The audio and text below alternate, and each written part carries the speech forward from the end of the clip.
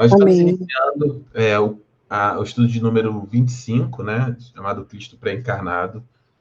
Hoje nós vamos dar continuidade à aula da semana anterior e falar de alguns temas importantes, como a questão da eternidade, né, do Cristo Pré-Encarnado, de como isso pode e impacta, né, diretamente a vida, né, e a fé cristã de maneira geral, e como que esses desdobramentos, né, tem essa, vamos dizer assim, né, essa percepção, né, e esse conhecimento tem desdobramento, principalmente na forma como nós cremos em relação a algumas seitas e heresias, né, por assim dizer, que tem algumas, vamos dizer assim, né, divergências, né, eu acabo se desviando daquilo que a palavra de Deus estabelece. Mas vamos pedir para a pastora Tânia orar por nós, para nós iniciarmos a nossa aula, e logo em seguida nós continuamos aqui. Em nome de Jesus, pode orar, pastor.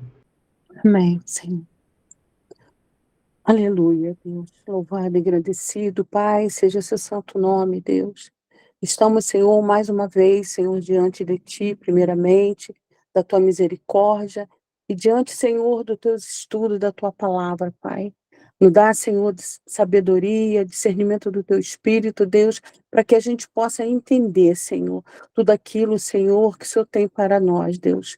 Toma o pastor Lúcio em Tuas mãos, Senhor, livra de todo mal, proteja, Senhor, o Teu servo, Deus, dá sabedoria a ele, discernimento do Espírito, Senhor, para que possamos, Senhor, entender, Pai, a Tua palavra. Toma a pastora Tati também em Tuas mãos, Senhor, a Tua serva, Senhor, proteja e livra de todo mal, Pai. Aqueles também, Pai, que estão aqui, Pai, diante de Ti, querendo aprender mais de Ti, Senhor, toma minha vida também em Tuas mãos, que possamos ser, Senhor, um vaso de honra na Tua casa. Amém.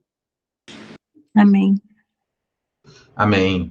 Obrigado, pastor. Então, hoje nós estamos dando continuidade, né? Na semana passada nós falamos um pouco, né? Falamos, na verdade, bastante sobre a questão do Cristo, né? Pré-encarnado, né? Ou seja, a sua existência antes da sua encarnação. Tratamos alguns conceitos importantes, né? Então, eu vou só recapitular, e um deles mais importantes é o próprio termo, né? Pré-encarnado, né? Ou encarnado. Por que é importante, né? Nós cremos na encarnação de Cristo, ou seja, no fato de que Jesus ele veio e se tornou carne, né? Ele era sempre existiu de eternidade a eternidade, como Deus, né? Nos três estados de suas deixa eu só aceitar aqui, né? Três estados, vamos dizer que sim, né? Em relação ao estado de Cristo, né? Como a gente fala, o Cristo exaltado, né? O Cristo glorificado, né? Como fosse de maneira direta, né? A gente estaria tratando de três grandes blocos, né? O Cristo eterno, no seu estado de eternidade, ou seja, antes da sua entrada, vamos dizer assim, né? No estado onde ele se tornou carne, né? Nós temos o estado de humilhação, que a gente fala, que é quando ele se esvazia de si mesmo, né? Se esvazia de toda a sua glória, de toda a sua majestade e encarna, né? Ou se torna carne no corpo humano. E depois a terceira fase, né? O estado, né? Vamos dizer assim, da história de Cristo, da existência de Cristo, o seu estado de exaltação, ou seja, uma vez morto e ressuscitado ao terceiro dia, a sua existência é eterna, né? Esse texto ele é habilitado, eu queria pedir para alguém me ajudar a ler em Filipenses 2, nós vamos ler do versículo 6 até o versículo 11, só para que a gente entenda como isso está organizado. Deixa eu abrir aqui também a minha Bíblia, só para que você entenda, assim, não fique tão abstrato o que nós estamos tratando e da maneira como nós estamos tratando. Deixa eu... Paz Ezequias. Entrou mais algumas pessoas aqui, deixa eu ver quem entrou. Paz Ezequias, a paz. Priscila, paz. Vanessa, tudo bem? Paz do Senhor. A Jaqueline também, seja bem-vinda. Todos sejam bem-vindos. Então, o que a gente está falando aqui, né? Em termos... Deixa eu pegar aqui, apresentar aqui o texto, para a gente poder compartilhar. Paz. Então, esse é o texto. Alguém pode ler para mim, se conseguir, né, visualizar? Não sei se você consegue. Se conseguir, Filipenses, né? No capítulo 2, do versículo 6 ao 11. Filipenses, 2, versículo 6 ao 11. tá, posso ler. E diz assim, aleluia, Jesus. Que, embora sendo Deus, não considerou que a ser igual a Deus era algo que devia apegar-se, mas esvaziou de si mesmo, vindo a ser servo, tornando-se semelhante aos homens. E sendo encontrado em forma humana, humilhou-se a si mesmo e foi obediente até a morte, e a morte da cruz. Amém. Amém. Não, continua, por favor, Amém. até o 11. Uhum. Tá. Por isso, Deus o exaltou e mais alta posição e lhe deu um nome que está acima de todo nome, para que o nome de Jesus dobre todos os joelhos nos céus e na terra e debaixo da terra, e toda língua confesse que Jesus Cristo é o Senhor, para a glória de Deus Pai. Aleluia. Amém. Amém. Amém. Então, Amém. esse texto de Filipenses 2, capítulo 2, do versículo 6 ao 11, é o cerne do que nós estamos falando desde a semana passada, né?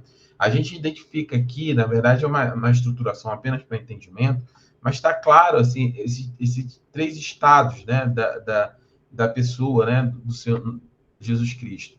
Então, no versículo 6, o apóstolo Paulo começa, olha, que embora sendo Deus, ou seja, ele é Deus, né? Ele não foi criado, ele não foi ele não é criado em nenhum momento, ele é Deus, e a gente vai tratar sobre isso, sobre a pré-existência diferente de eternidade.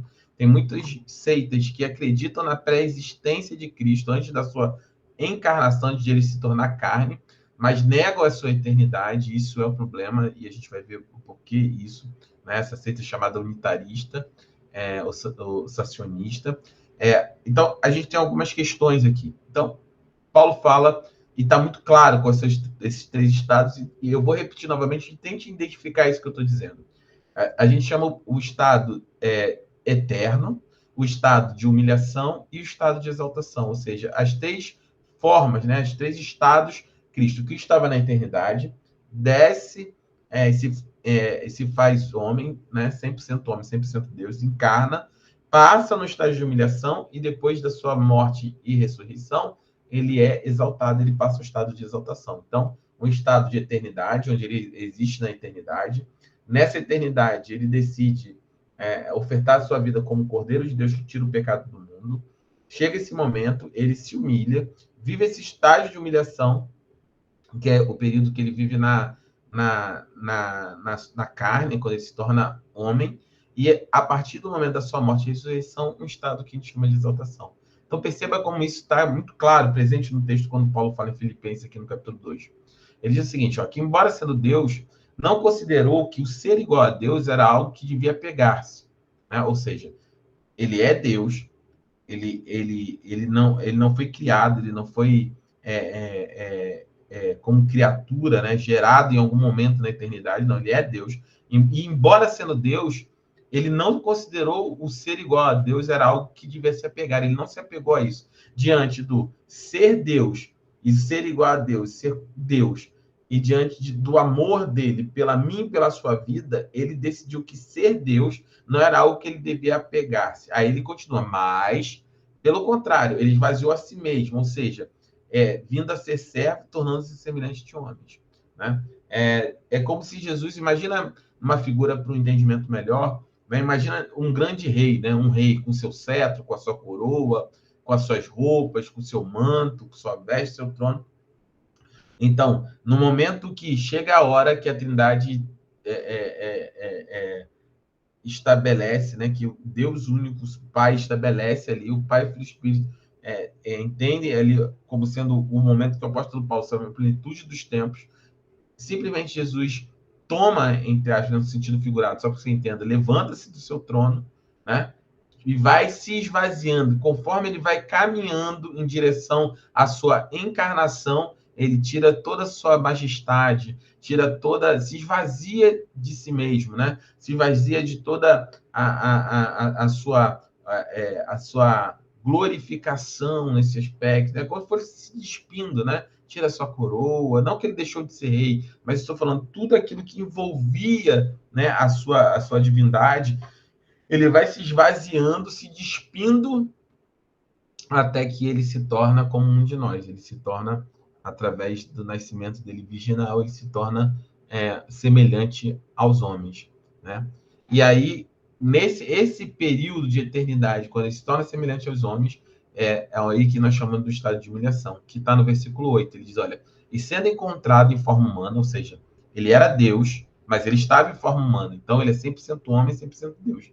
Ele sendo encontrado em forma humana, ele humilhou a si mesmo e foi obediente até a morte, e morte de cruz. Ou seja, o apóstolo Paulo faz questão de ressaltar não só a sua humilhação, mas a sua obediência, e a obediência até o limite daquilo que é o limite do ser humano, né? Qualquer um de nós ele pode ter um limite de obediência, mas, vamos dizer assim, a obediência que leva à morte é sempre o último estágio daquilo que é considerado algo que o ser humano esteja obediente a obedecer. Né? Mais ou menos o seguinte, você tem um soldado, ele está sob ordens durante uma guerra. Você pode falar, não, vai para frente, fica lá, dá tiro, segura o inimigo, faz as coisas. Não, mas se você falar assim, não, você vai para lá e morre, você vai ser obediente. Se é uma missão claramente onde é suicida, naturalmente o ser humano ele tende a preservar a vida dele humana. Mas mesmo diante dessa humilhação, ele levou a obediência ao extremo até a morte, e aí Paulo faz questão de ressaltar que não uma morte qualquer, mas uma morte na cruz, uma morte de cruz.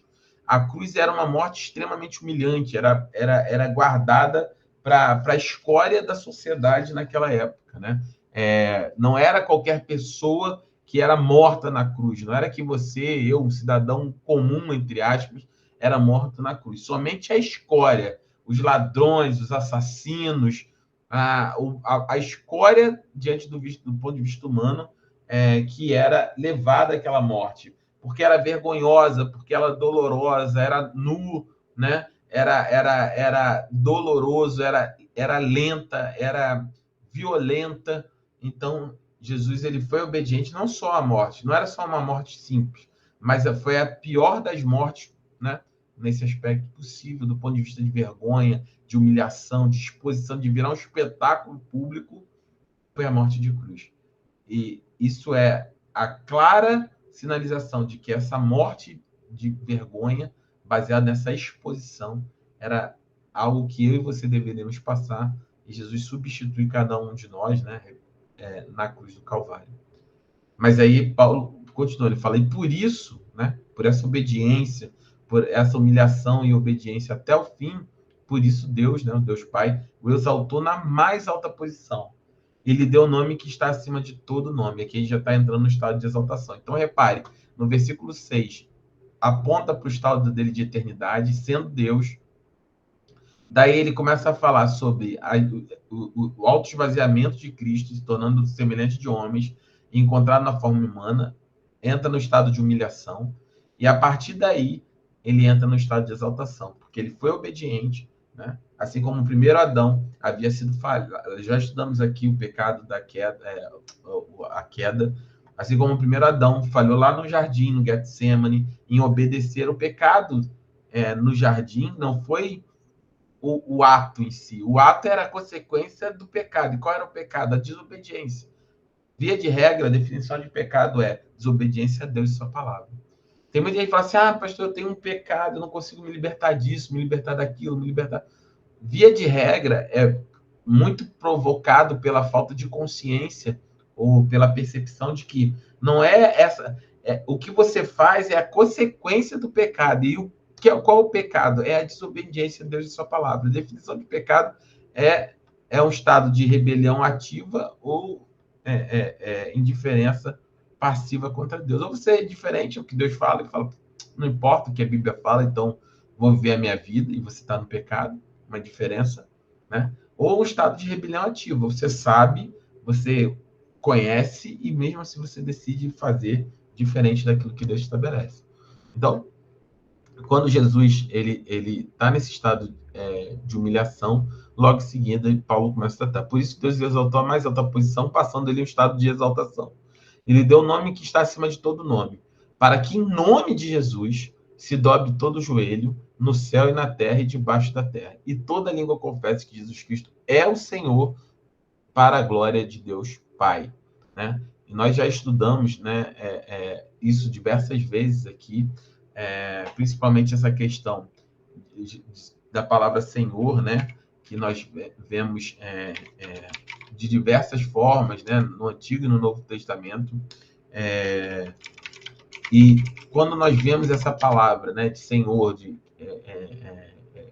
a palavra que estabelece isso, né, como lá atrás no Antigo Testamento a gente tinha o nome de Deus, o Senhor, né, Yahvé, Adonai, e Kyrios, né, no Novo Testamento, né, a gente vê que esse termo é tratado, revelado, levado diretamente como Jesus sendo o Senhor, né, o Cristo, né, aquele que tem sobre sua posse autoridade sobre vidas, né, é o Senhor, né, sobre pessoas, né, Senhor. Então, Jesus ele recebe claramente esse título, né, de Kyrios, do Senhor, obviamente apontando para sua divindade a respeito, a despeito, né, mesmo do seu estado ainda de humilhação na forma humana até que tudo fosse cumprido.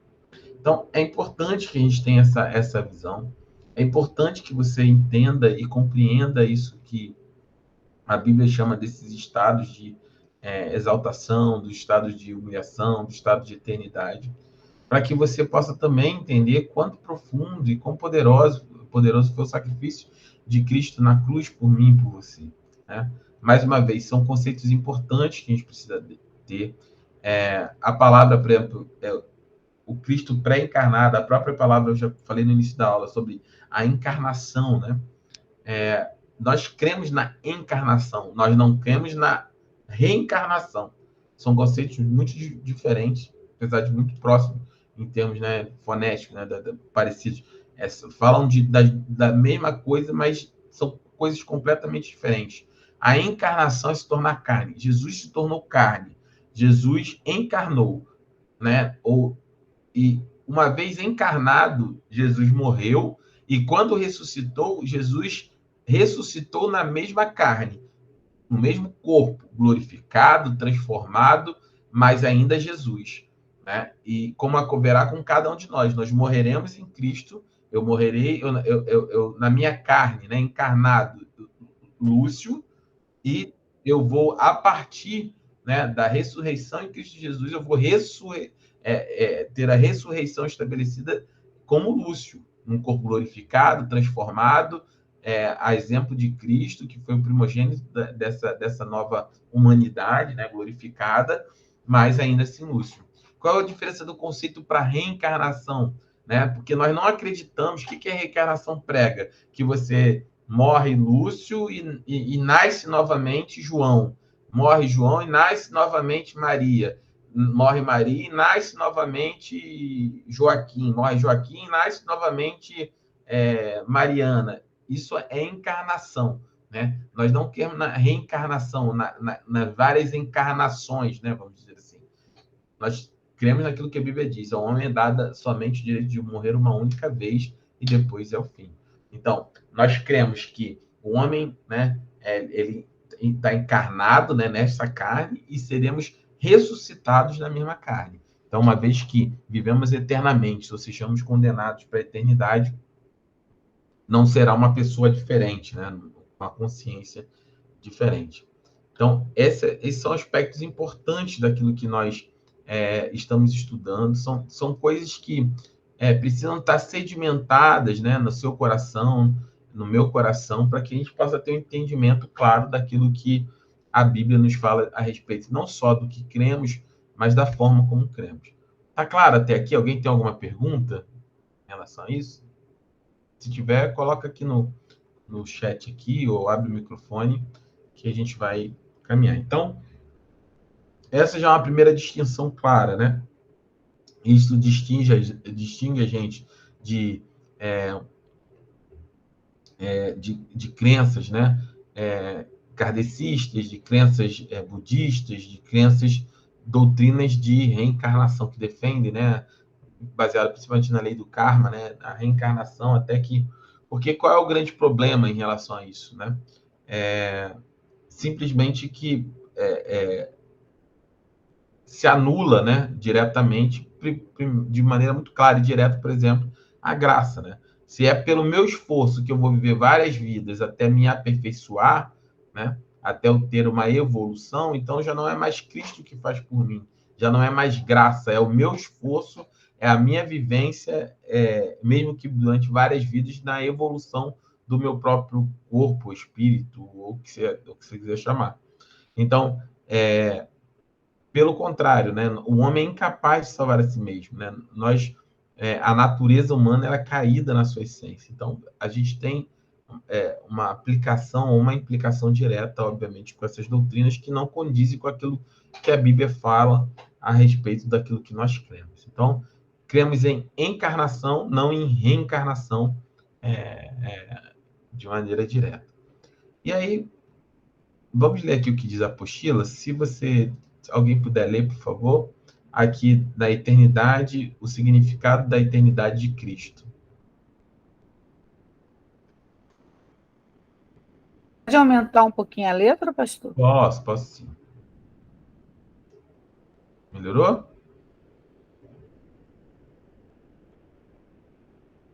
Diminui só um pouquinho, porque cortou. E agora?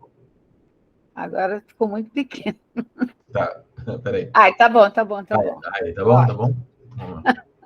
É cegueta. Jesus sempre existiu, eternamente. A eternidade é a preexistência e a preexistência andam sempre unidas.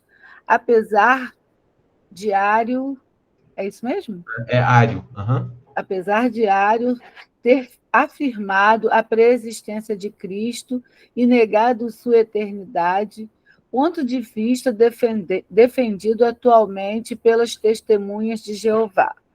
Uhum. Então, qual é a questão aqui em relação àquilo que a gente está dizendo, né? O arianismo, né? Só para você ter uma... Ário, quem foi Ário? Ário foi um sacerdote, né? Um pensador, que acabou defendendo, né? No início ali da igreja, uma doutrina de que a eternidade e a presidência, né? E a preexistência são coisas diferentes. O que é a eternidade? Existiu de eternidade e eternidade, nunca foi criado, né? Deus, ele nunca foi criado. A gente falou sobre isso a semana passada, sobre o que eu sempre tenho tratado da questão da teoria do Pai de Deus, né? Mesmo que, vamos discutir da seguinte forma, vamos adotar essa seguinte forma. Tudo bem, alguém criou Deus, Deus não era eterno. Tá, mas quem criou Deus? Então, vamos lá, se Deus tem um pai que o criou, quem criou o Pai de Deus? Quem é o pai do Pai de Deus? Mas então...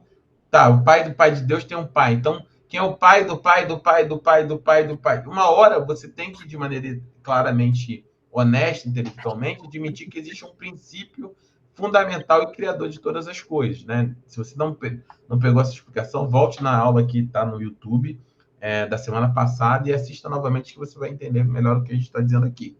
Então, partindo desse princípio, né, que Deus ele existe de eternidade a eternidade, a eternidade é diferente de pré-existência. E Ário, ele que é conhecido, né, como fundador, né, desse pensamento, né, conhecido como arianismo, que permeou durante muito tempo, né, a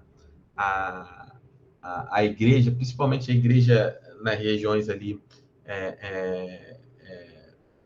da área dos góticos, né? Não gótico, não esses góticos que a gente conhece normalmente, né? Mas na região ali principalmente na Alemanha e outras regiões, o que acontece? Ele defendia, né, de maneira clara, de que Jesus, tudo bem, Jesus ele tem uma pré-existência, né?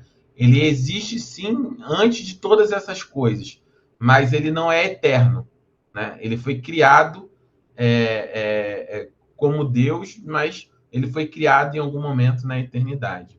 E isso tem uma implicação direta, né? A gente vai ver aqui algumas delas, mas essa doutrina ariana é a base, né? É a base daquilo que é defendido atualmente pelos Testemunhos de Jeová, né? Que é uma seita que nós consideramos a Igreja Protestante. Não tem que ficar em cima do muro. A Igreja Protestante acredita que os Testemunhos de Jeová são uma seita, né? Eles distorcem uma heresia, eles distorcem a palavra de Deus, distorcem aquilo que está estabelecido na Bíblia.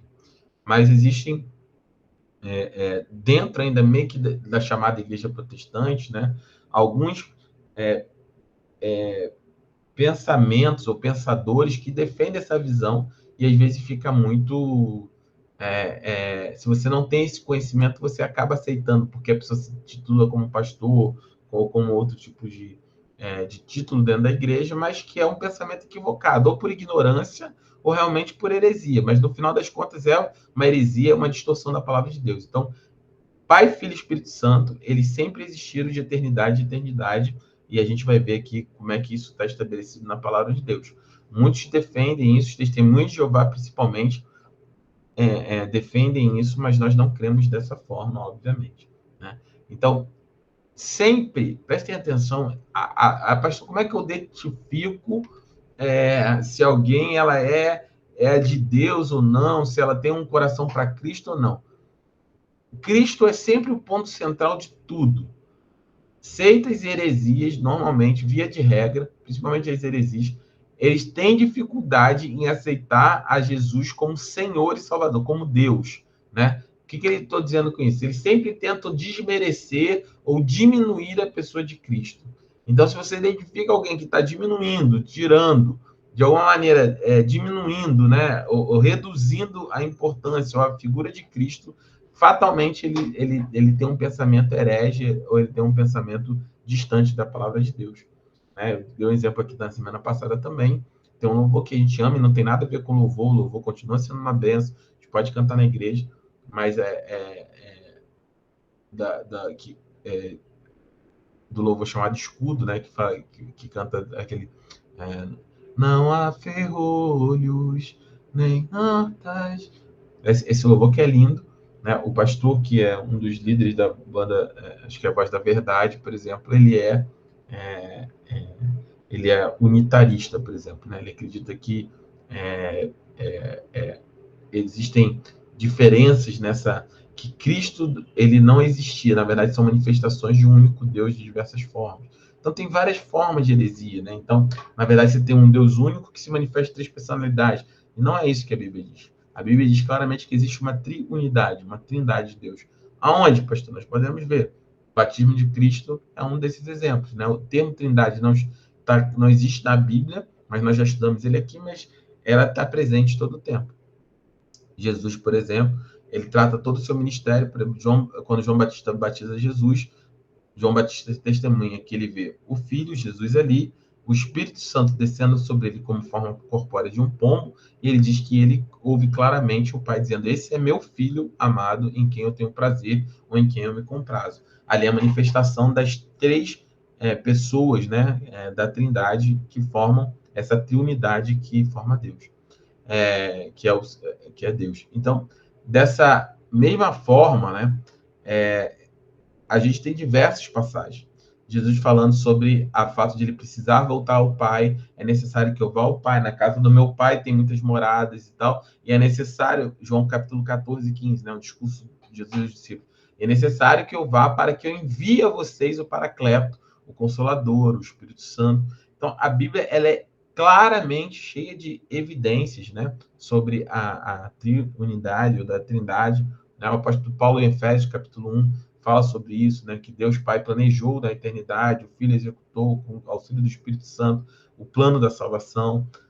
Então, assim, é importante vocês terem nesse momento essa clareza, né, sobre a eternidade de Cristo. Jesus é Deus, como Deus, ele sempre existiu de eternidade a eternidade. Diferente, por exemplo, do que os Testemunhos de Jeová acreditam e defendem. E aí, quais são as implicações, né, de nós da importância, né, dessa doutrina da eternidade de Cristo, né?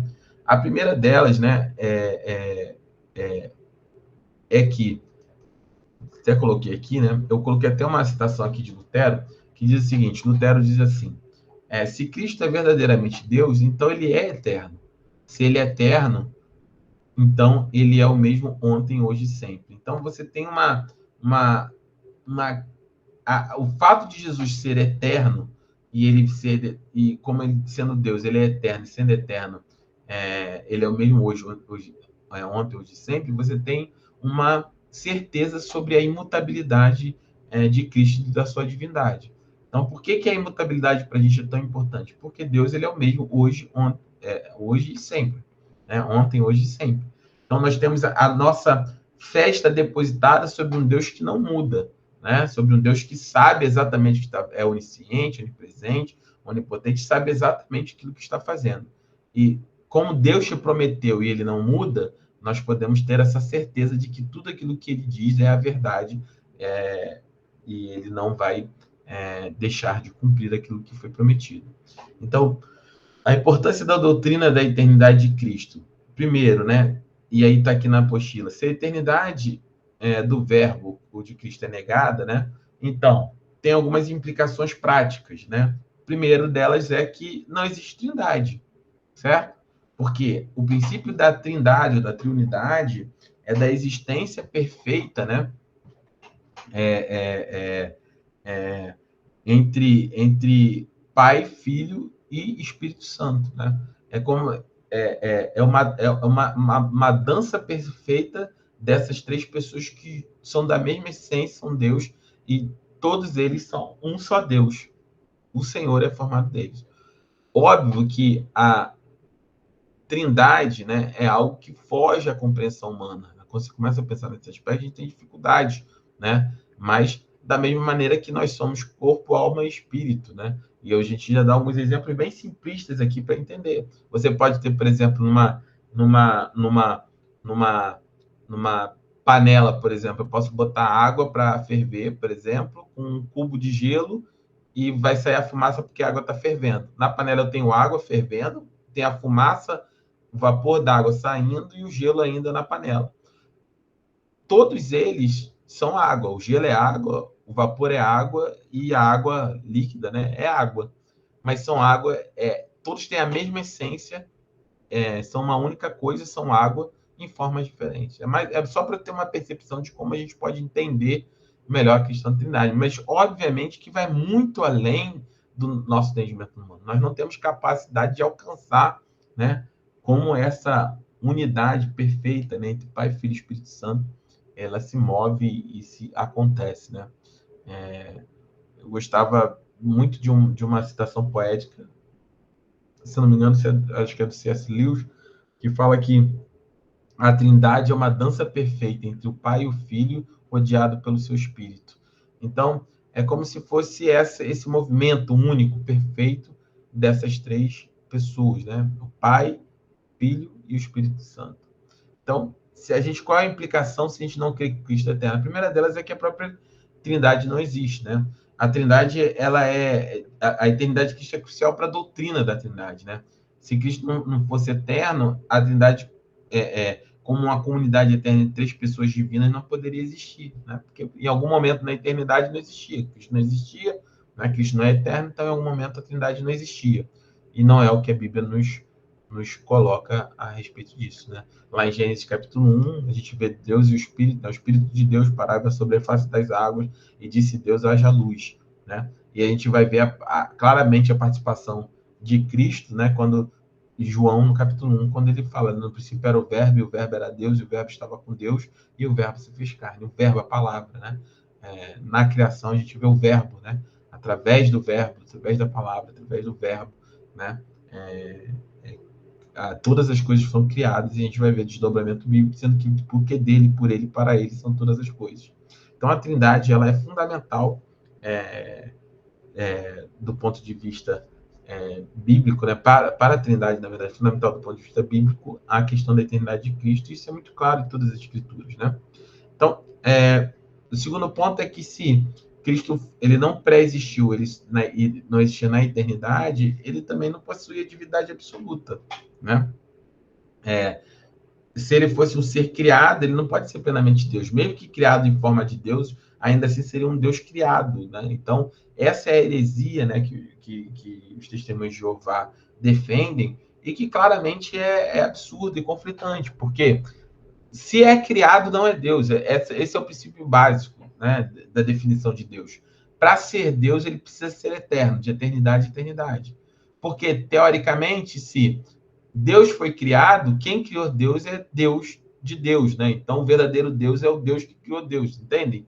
Pode parecer meio confuso o que eu estou dizendo aqui, mas é importante que vocês tenham essas visões muito claras, porque é, é justamente esse sentimento de, nossa, não consigo entender, é muito profundo, é justamente essa dimensão do Deus que nós cremos, né? É um Deus extremamente profundo, complexo, que nós não podemos alcançar, poderoso, eterno, um espírito. Deus não é um homem grandão, Deus é espírito, um espírito puro, santo, poderoso, onipotente, onisciente, onipresente, não limitado à matéria, não limitado ao tempo, não limitada a nenhuma regra de absolutamente nada, porque ele é antes de todas as coisas. Todas as coisas são criadas e sustentadas por ele, pela sua palavra.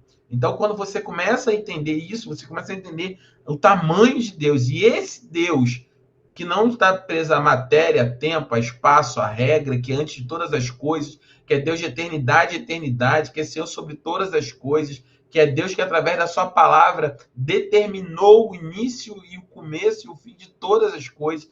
Esse mesmo Deus olhou lá da eternidade para você e para mim e nos amou, conheceu a mim, a você, a cada um de nós pelo nome. E, tendo conhecido a cada um de nós, decidiu graciosamente se oferecer, né? Cristo se ofereceu para restabelecer esse novo e vivo caminho para que nós tenhamos um relacionamento pessoal com Deus. Nós somos felizes, né? Bem-aventurados aqueles que têm esse relacionamento com Deus. Por isso, o Sermão do Monte, os bem-aventuranços, bem-aventurados, felizes os que têm sede de justiça, porque serão saciados. Né? Felizes somos nós que recebemos o Evangelho ou as boas novas, o Evangelho, a boa notícia. A boa notícia é essa, que um Deus tão grandioso amou a mim e a você de tal forma que deixou o seu estado eterno, se esvaziou completamente da sua glória, se colocou num estado de humilhação para que, em se humilhando, pudesse substituir o meu e o seu lugar, e através da sua morte substitutiva na cruz, ele nos deu condições de sermos chamados novamente, de sermos chamados como filhos de Deus e novamente termos um novo e vivo caminho ao acesso ao Deus Pai. E a partir disso foi dado a ele um nome que está sobre todo nome. Nesse nome, ao confessar esse nome, né, nós temos acesso à salvação. Por isso é graça. Apenas de fato de confessarmos que Jesus Cristo é o Senhor, de reconhecermos isso, nos dá direito a nos tornarmos filhos de Deus. E a Bíblia fala que nós somos transportados imediatamente do reino das trevas para o reino do Filho do seu amor, passando não só mais criatura, mas sermos chamados filhos de Deus. Mais do que isso, essa é a misericórdia. Não recebemos o salário do pecado, que é a morte, mas a vida eterna. Essa é a misericórdia. Merecemos morrer e agora vamos viver. Mas entra ainda outro fator, além da misericórdia, a graça. E qual é a graça? Que além de não recebermos aquilo que merecíamos, lembra? Misericórdia é você não receber aquilo que você merece. Você merecia morrer, não morre, vai ter vida. Misericórdia. Tiveram misericórdia da minha e da sua vida, teremos vida agora, em vez de morte. O salário do pecado é a morte. Mas uma vez estabelecido isso, ainda houve algo gracioso, um dom, um presente de Deus, que não só não recebemos como criatura aquilo que merecíamos, mas fomos transformados de criaturas, fomos transformados em filhos de Deus. E como filhos de Deus, lembra da parábola do filho pródigo? Como filho de Deus, nos tornamos co-herdeiros de Cristo em todo aquilo que ele tem. Tudo que Cristo tem, ele compartilhou conosco, porque dele, por ele e para ele são todas as coisas. E todas essas coisas nos foi dada por herança, porque em Cristo Jesus nós nos tornamos filhos de Deus. E como filhos de Deus, somos co-herdeiros de Cristo para toda a eternidade. Usufruiremos com Cristo, né? Por amor dele, usufruiremos de um corpo glorificado, sem pecado, sem mácula, da presença do Pai, né? Como filho, a presença do Pai pertencia a ele, né? A comunhão com o Espírito pertencia a ele, e ele entregou isso graciosamente para nós. E essa salvação não tem nada a ver conosco, é dom de Deus, para que nenhum de nós se glorie. Não sei se está claro, assim, eu preciso que a gente vocês entendam essa dinâmica, né, a respeito disso, como isso é lindo, como nós somos felizes. Você é um felizardo. Nós somos bem-aventurados por aquilo que nós recebemos. É um tesouro. Lembra? Eu preguei sobre isso na Cartas para o Novo Mundo, na igreja, 2 semanas atrás. É um tesouro escondido em vasos de barro. Eu e você, sem valor. O vaso de barro não tinha valor, né? Ele era colocado no vaso de barro. Essa preciosidade, esse tesouro, foi alocado em nós. E nós recebemos essa boa parte que é a sua presença. Então, quando nós nos colocamos assim, é impossível não entendermos o que Cristo fez e não nos emocionarmos, não ficarmos reflexivos sobre essa glória, né? E, por fim, obviamente, né, se Cristo não era eterno, ele mentiu. E se ele mentiu, tudo o que ele falou não faz nenhum sentido, né? E Cristo afirmou ser eterno, né? Negar sua eternidade é justamente negar aquilo que ele é. Então, a gente vai ver essas evidências da eternidade aqui de Cristo.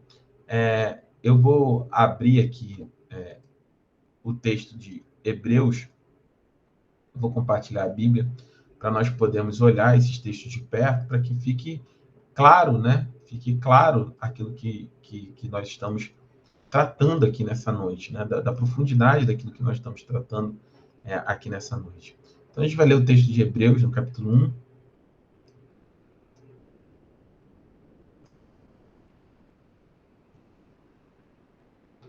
Hebreus, no capítulo 1, né? E aí a gente vai, a partir daqui, né, no versículo 3, de Hebreus 1, 3, mas eu vou ler um pouquinho antes, né? Assim, quando você entende isso, irmãos, quando você lê a Bíblia, fica muito claro, você fica assim, como o apóstolo Paulo fala, com profundas riquezas, sabe? O conhecer de Deus, coisas insondáveis, assim, sabe, meu Deus, que miserável homem que isso, como é que Deus me amou, sabe? Quando você começa, e aí você começa a chegar de forma tão clara na Bíblia, naquilo que Deus está falando, como Deus está se revelando, que você fala assim, nossa, não dá, assim, é essa palavra, não tem volta, não tem mais volta, depois de conhecer isso, não tem como voltar atrás, né? E aí, Hebreus capítulo 1 diz assim, há muito tempo, Deus falou muitas vezes de várias maneiras aos nossos antepassados por meio dos profetas.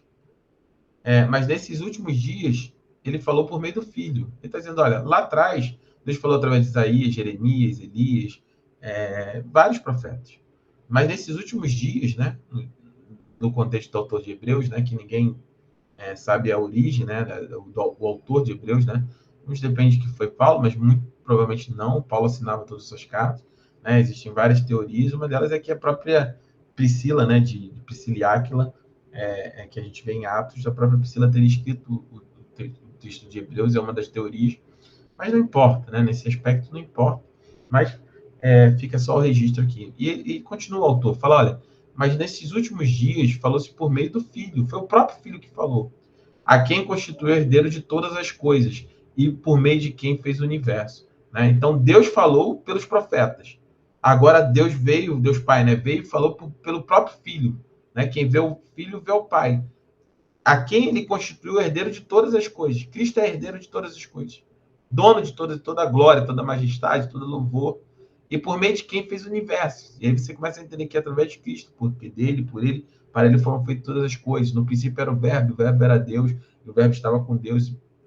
Através de Cristo, todas as coisas foram criadas. Ele sustenta todas as coisas. E aí, no versículo 3, vem a declaração profunda que ele diz, olha, e o Filho é o resplendor da glória de Deus. É a expressão exata do seu ser, sustentando todas as coisas por sua palavra poderosa. Depois de ter realizado a purificação dos pecados, ele se assentou à direita da majestade nas alturas, tornando-se tão superior aos anjos quanto o nome que herdou é superior ao deles. E aí ele vai discorrer sobre isso, né? Ele vai falar, pois qual dos anjos Deus alguma vez disse, tu és meu filho e eu te gerei, outra vez eu serei seu pai e ele será meu filho.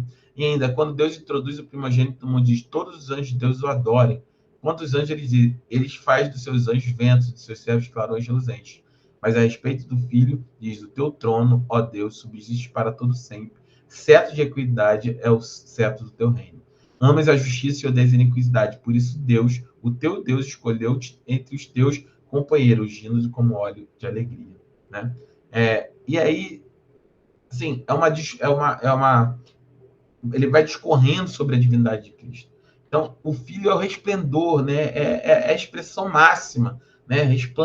É a expressão máxima da glória de Deus, é a expressão exata do ser de Deus, né? E ele sustenta todas as coisas pela sua palavra. E depois de ter realizado a purificação do pecado, ele está sentado à direita na majestade nas alturas. Então, desse ponto de vista, né, o próprio Cristo, a essência de Cristo, ela é divina. Aqui está muito claro, né, em Hebreus, que ele fala, ele é Deus, é o próprio Deus, é o resplendor, é a expressão exata do seu ser. E você só consegue ser a expressão exata de outro ser se você for igual, da mesma natureza, da mesma essência, tudo. Então, Jesus não é parecido. Nós somos imagem e semelhança. Jesus é exata. Ele não é semelhante. Ele é exata a expressão. Ou seja, ele é Deus, como o Pai é Deus, e assim como o Espírito é Deus. Então, os profetas anunciaram da eternidade de Cristo, né? A gente vai ler aqui. Vou ler Isaías 9:6, para a gente ter essa referência aqui daquilo que a Bíblia diz a esse respeito.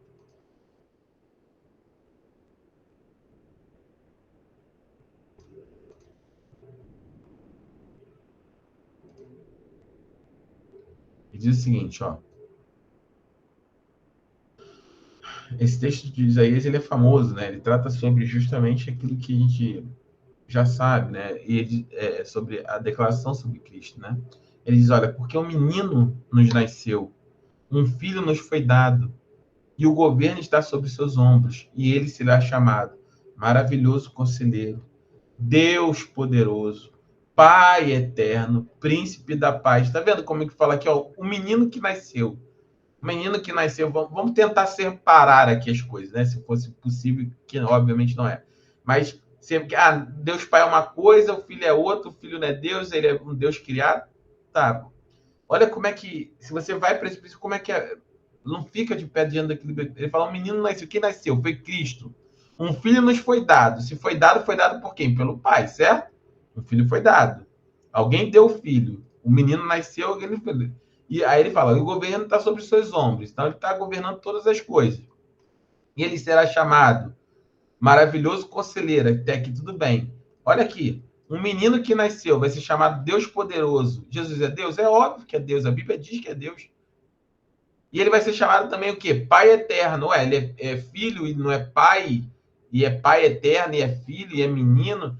É porque é um só. É a perfeição da Trindade. É o Pai, o Filho e o Espírito Santo. Eles são da mesma essência. É Deus. Jesus é Deus, como o Pai é Deus, como o Espírito é Deus, né? E Príncipe da Paz. Então, é muito claro na Bíblia o tempo todo, né? Essa eternidade, essa natureza de Cristo, né? A declaração do próprio Cristo em João 8,58, a gente pode ler aqui também, para que não reste nenhuma dúvida sobre aquilo que nós estamos vendo aqui hoje, né? Perdão, João 8,58. Jesus falando a respeito de si mesmo, né? Ó. Vou voltar no contexto para nós entendermos, né?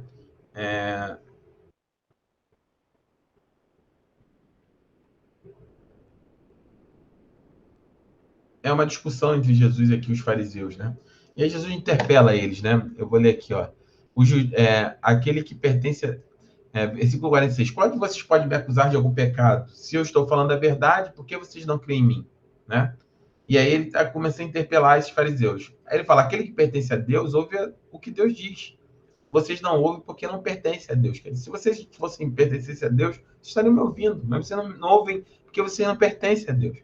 E os judeus responderam, né, os fariseus, não estamos certos em dizer que você é samaritano e está endemoniado? Eles estavam chamando Jesus de endemoniado. E Jesus responde, não estou endemoniado. Pelo contrário, eu honro meu Pai e vocês me desonram. Não estou buscando glória para mim mesmo, mas a quem busque e julgue. Asseguro-lhes que se alguém guardar a minha palavra, jamais verá a morte. Diante disso, os judeus exclamaram, agora sabemos que você está endemoniado. Abraão morreu, bem como os profetas, mas você diz que se alguém guardar a sua palavra e não experimentar a morte, você é maior que o nosso pai Abraão, ele morreu bem como os profetas. Quem você pensa que é? E Jesus respondeu. Respondendo Jesus, se glorifico a mim mesmo, a minha glória nada significa, mas meu Pai, que vocês dizem ser o Deus de vocês, é quem me glorifica. Vocês não o conhecem, mas eu conheço. Se eu dissesse que não o conheço, seria mentiroso como vocês, mas eu de fato conheço e guardo a sua palavra. Abraão, pai de vocês, regozijou-se, porque veria o meu dia, e ele o viu e alegrou-se. E disseram-lhe os judeus, você ainda não tem 50 anos e viu Abraão? E respondeu Jesus, eu lhes afirmo que antes de Abraão nascer, eu sou. Então lhe apanharam com pedras para apedrejar, mas Jesus escondeu-se, saiu-se do templo. Essa declaração, respondeu Jesus, eu lhe afirmo que antes de Abraão ser, eu sou, é a mesma declaração que Deus faz quando aparece a Moisés. Lembra disso? Né? Moisés pergunta, né, em Êxodo capítulo 3, Moisés pergunta claramente ao Senhor, e aí eu vou lá, em Êxodo capítulo 3, versículo 14, se não me engano. Versículo 14 aqui, tá aqui. E ele pergunta claramente, ó. Moisés perguntou, Moisés, porém, respondeu a Deus, quem sou eu para apresentar-me ao faraó e tirar os israelitas do Egito? Deus está mandando ele lá libertar o povo. Deus afirmou, eu estarei com você, esta é a prova de que eu sou eu quem o envia. Quando você tirar o povo do Egito, vocês prestarão culto a Deus nesse monte. Moisés perguntou, quando eu chegar diante dos israelitas e lhe disser, o Deus de seus antepassados me enviou a vocês, me perguntaram, qual o nome dele? Que lhes direi? Disse Deus a Moisés, eu sou o que sou. Isto é o que dirá os israelitas. Eu sou, me enviou a vocês. Esse é o nome de Deus, Yahvé. Eu sou o que sou, eu sou o Senhor. Diga, israelita, o Senhor, o Deus dos seus antepassados, Deus de Abraão, Isaac e Jacó, enviou-me a vocês. Esse é meu nome para sempre, nome pelo qual serei lembrado de geração em geração. Yahvé, o Senhor, Deus diferente, Deus não só se revela a Moisés, se revela ao seu povo, mas como atribui o seu nome. Ele dá o seu nome, tetragrama. Eu sou Yahvé, o Senhor. Eu sou, né? Eu sou aquilo que sou. E essa declaração, eu sou o que sou, significa que Deus ele existe por si mesmo. Ele não depende de nenhuma das coisas. Ele é aquilo que ele é. Ele é o princípio e o fim de todas as coisas. E Jesus faz essa mesma declaração lá atrás.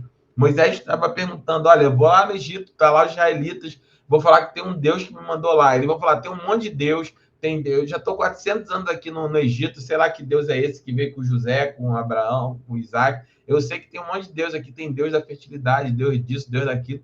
E Deus disse, olha, e ele fala, que Deus eu vou dizer? Qual o nome? Porque eu vou falar para eles lá. E o Senhor fala claramente.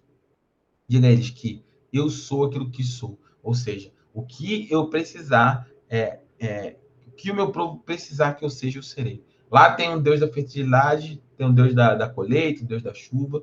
Eu sou o Deus de todas as coisas. Se o meu povo precisar de colheita, eu sou o Deus que abençoa a colheita, eu sou o Deus que gera chuva, sou o Deus que traz cura, eu sou Yahvá Rafá, Yahvá Jireh, Shalom, eu sou tudo.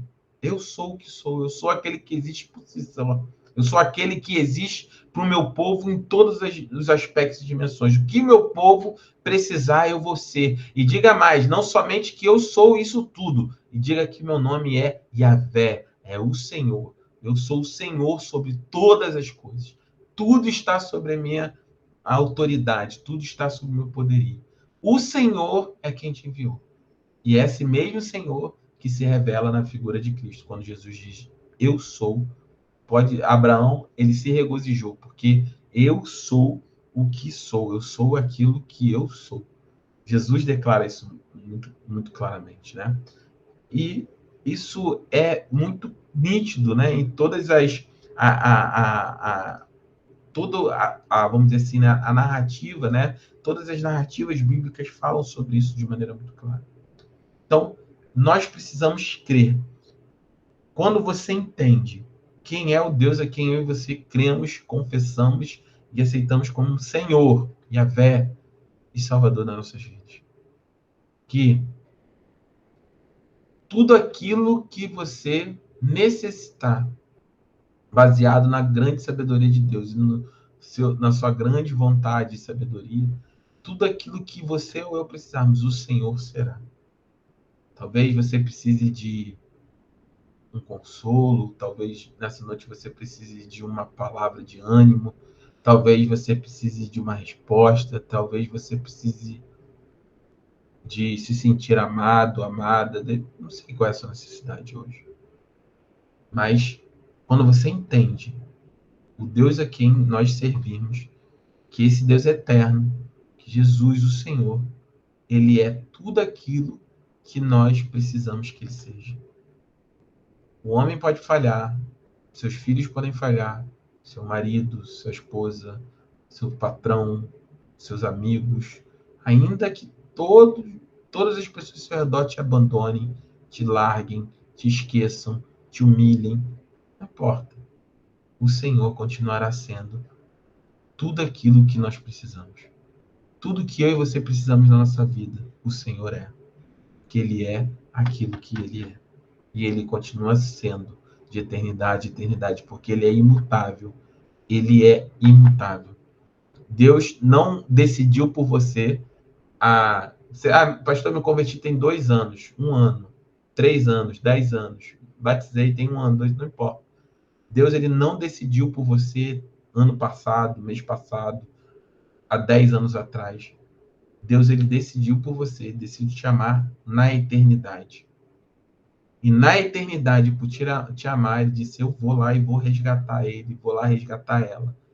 Nem que para isso eu precise dar a minha própria vida. Porque eu amei ao mundo de tal maneira que vou dar o meu filho ingênuo para que todo aquele que nele crê não pereça, mas tenha vida eterna. E Deus, na eternidade, marcou um encontro comigo e com você. E de lá para cá, olha isso. Pense da seguinte forma. Enxergue a sua vida. Deus, lá na eternidade, decidiu que ia te alcançar. Deus ganhou um homem, tirou ele no meio da parentela, dele gerou um povo, deu o nome dele de Abraão, gerou um filho Isaac, Jacó. Jacó mudou para Israel. De Israel gerou um povo, de um povo uma nação, de nação 12 tribos, 11 tribos, 2 meia tribos. Dessa nação, de uma das tribos, levantou um rei. Desse rei, levantou uma linhagem. Da linhagem de Davi, Deus deu um filho de Davi. E dessa linhagem, Deus tirou, Deus encarnou, se destituiu, entrou no seu estado de humilhação, morreu por mim e por você, ressuscitou o terceiro dia, ascendeu aos céus. Encontrou Paulo, depois de treinar os apóstolos, ganhou mais pessoas, derramando o seu espírito. Desse espírito formou a igreja. Essas pessoas morreram, novos surgiram. 2010 anos depois, sei lá, 2.000 anos depois, em algum momento, há 50 anos atrás, 70 anos atrás, pessoas que conheciam a Cristo vieram, iniciaram a igreja no Brasil, e dessas igrejas surgiram outras igrejas, que surgiram outras igrejas, que surgiram outras igrejas, que ganhou a pessoa que foi evangelizada e foi discipulada, se tornou pastor, ou alguém da igreja, um membro, ou alguém que foi essa pessoa que te abordou. Olha a jornada incansável de Deus para alcançar a sua vida. Da eternidade até hoje, 11 de junho de 2024, Deus jamais se desviou do propósito dele. E o propósito dele era ter você. Era ter a mim. Para que fôssemos transformados no poder do seu amor e da sua glória como filhos de Deus. Você acha que um Deus que veio da eternidade até aqui para alcançar a sua vida, vai abrir mão de você agora? É impossível. É impossível. Deus não mudou de ideia a seu respeito e a meu respeito. Ele vai te sustentar e continuará te sustentando. E ele vai usar para alcançar outras vidas como você foi alcançado, para que você possa alcançar outras vidas. Assim como Deus usou uma vida, a pessoa que te alcançou foi alcançada por outra vida, foi alcançada por outra vida, foi alcançada por outra vida, que foi alcançada por outra vida, que foi alcançada pelos apóstolos, que foi alcançada pelos profetas, por Cristo. Você percebe qual é a importância? Por isso que a gente fala de nós fazermos parte desse plano, de você falar do amor de Deus, de você compartilhar de Cristo. Não é só questão de ser chato, levar para a igreja. Levar para a igreja é a consequência, é onde a gente se reúne. A igreja é o corpo de Cristo, obviamente, mas fazer parte desse plano é fundamental, porque se aquele que alcançou você tivesse dito não, talvez eu e você não estivéssemos aqui hoje, para testemunharmos daquilo que Deus tem feito. Jesus abençoe a sua vida, Jesus abençoe a sua semana. Nós vemos no culto de quinta-feira, mas reflita sobre isso. Deus não te abandonou e jamais te abandonará. Ele tem trabalhado diuturnamente, incansavelmente. O guarda de Sião não dorme, não pestaneja, não cochila. Pelo contrário, dia e noite, Deus vigia pela mim e pela sua vida. Ama a minha e a sua vida. E está disposto, né, a sempre estender as mãos para nós, sempre que nós nos dispusermos a caminhar em direção a Ele. Vamos orar em nome de Jesus. Vou pedir essa noite Vou pedir para Sil para orar pela nossa vida, para que nós podamos encerrar nossa aula em nome de Jesus. Amém. Senhor, nosso Deus, nosso Pai, muito obrigado, Senhor, por essa oportunidade de estarmos mais uma vez aqui reunidos, aprendendo, Senhor, mais e mais de Ti, Senhor. Que o Senhor venha nos capacitar cada vez mais, Senhor, para que possamos ter mais entendimento da Sua palavra, meu Deus. Obrigado, Senhor, por tudo, Senhor. Que o Senhor venha abençoar a vida do pastor Lúcio, a sua família, Senhor. Guarda, livre de todo mal. Que o Senhor venha realizar os sonhos, os desejos do coração de cada um dele e da sua família, Senhor. Em nome de Jesus, que o Senhor nos guarde, nos dê uma noite de sono abençoada, que o Senhor abençoe cada família aqui representada por cada pessoa aqui, Senhor. Muito obrigado, Senhor, até aqui o Senhor nos sustentou, nos deu uma noite de paz e tranquilidade embaixo da Tua presença e um amanhecer ainda melhor, Senhor. Nós te agradecemos por tudo, em nome de Jesus. Amém. Amém, amém. Jesus abençoe vocês. Amém. Ó, quinta-feira, nosso culto online vai ser uma benção. A gente tem tido palavras assim abençoadas, aplicadas à nossa vida, ao nosso dia a dia, e a gente vai continuar falando disso. Sexta-feira, nosso encontro de casais, vagas esgotadas.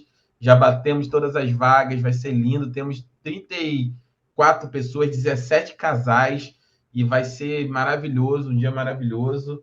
Nosso luau, dia 20 de julho, na Praia de Caraí, em frente ao Clube Central. Enfim, tem muita coisa vindo aí pela igreja. Ministério Identidade de adolescente. Se você tem um adolescente, você quer que ele seja discipulado, acompanhado, nós lançamos um ministério que está sob a liderança do Bruno e da Bruna e do Lucas e da Bruna. Muita coisa acontecendo. Quinta-feira a gente se vê. Jesus abençoe vocês. Amém.